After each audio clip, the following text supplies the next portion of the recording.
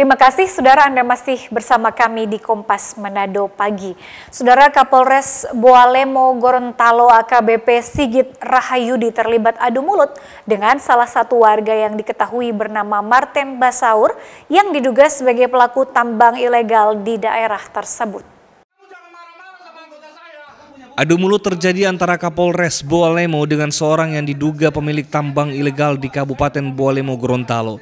Kegaduhan ini diketahui terjadi di Mapolres Boalemo pada Rabu 4 Juni 2025 saat warga yang diduga sebagai pelaku tambang ilegal mendatangi Mapolres untuk melayangkan protes atas penertiban yang dilakukan polisi.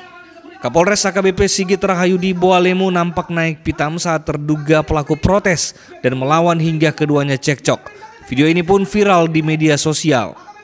Dari video tersebut terduga pelaku diduga mengancam Kapolres Boalemo dan polisi lainnya akan dilaporkan ke pejabat utama Polda Gorontalo. Hal ini pun membuat Kapolres semakin emosi. Keributan ini diketahui buntut penertiban aktivitas pertambangan yang diduga ilegal. Bahwa sebelumnya sudah beberapa kali dilaporkan kepada Polres bahwa ada kegiatan penambangan ilegal dan ini sudah yang kedua kali kami lakukan penertiban.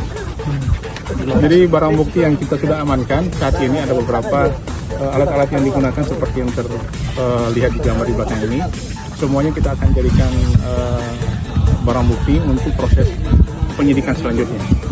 Tentunya dalam hal ini, dalam proses ini tentu pasti ada saksi-saksi yang akan kita minta keterangan. Sementara itu Kapolres Boalemo menyampaikan terduga pelaku tambang ilegal keberatan lokasi tambang dan beberapa alat miliknya ditertibkan polisi.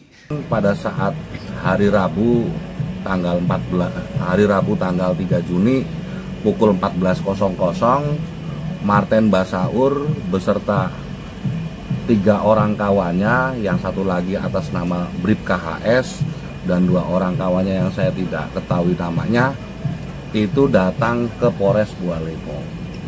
Lalu saya menemui yang bersangkutan di lorong ruangan Satreskrim.